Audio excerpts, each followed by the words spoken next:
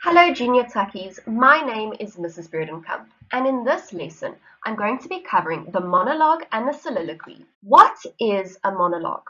The definition from the Merriam-Webster dictionary is a long speech by one actor in a play or film as part of the theatrical or broadcast program. So what does that mean? A monologue consists of one actor speaking on stage, while there are other actors listening to the actor giving the monologue on stage. Often in a monologue, the actors or the characters' thoughts and feelings are addressed. It also helps the plot of the play move forward, and also key elements of plot can be explained. But the key feature over here is to understand that a monologue has the character saying the monologue and someone listening to them on stage. Let's look at an example. This is an example of a monologue from Shakespeare's Othello. Particularly this extract is addressing where Desdemona explains to her father, Brabantio, why she fell in love with Othello. Now I'm going to spare you from me reading it and just explain to you what she's saying over here.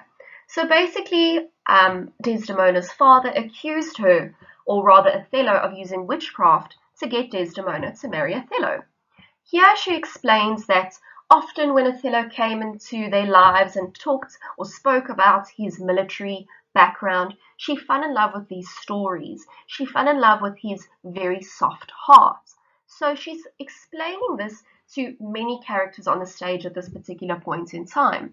And it actually helps us get a background of Othello, that he was a very militant man, that he was a great warrior, but we also get a background of the love affair without it actually being in the play. And that is how the monologue has been used here to drive the plot forward. What is a soliloquy? A soliloquy is when a character is alone on stage. Here they're expressing their thoughts, their feelings, and their opinions. You can almost think of it as being like a voiceover in a movie or series, but obviously back in Shakespeare's day, this was impossible. So the character or the actor had to come out on stage and say their thoughts and feelings. So these are the inner thoughts and feelings of the character. They're often talking their way through their actions, and then often they arrive at a revelation that they were unaware of before. So almost like when you talk to yourself in your mind. Then, dramatic irony is a key feature of the soliloquy.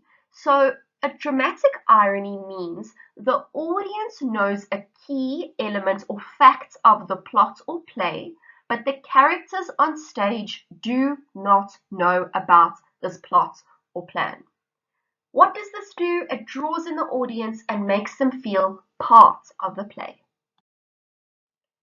Here is another example of a soliloquy from Shakespeare's Othello, specifically spoken by Iago. Now, once again, I'm not going to read it to you. What he's saying over here is that he is thinking about or telling the audience about his plan, how he's going to involve Michael Cassio into the plan, how he's going to involve Desdemona in the plan of taking down Othello. So you will see over here he's using a lot of rhetorical questions. What does that do? It helps the audience be drawn in, the audience are trying to answer those questions for themselves.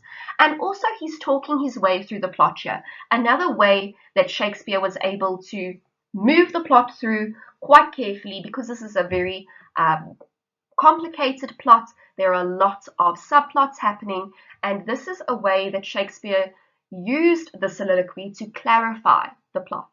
And here we have a wonderful example of dramatic irony. We as the audience know that Iago is going to try and get Cassio drunk and try to get Cassio to speak to Desdemona.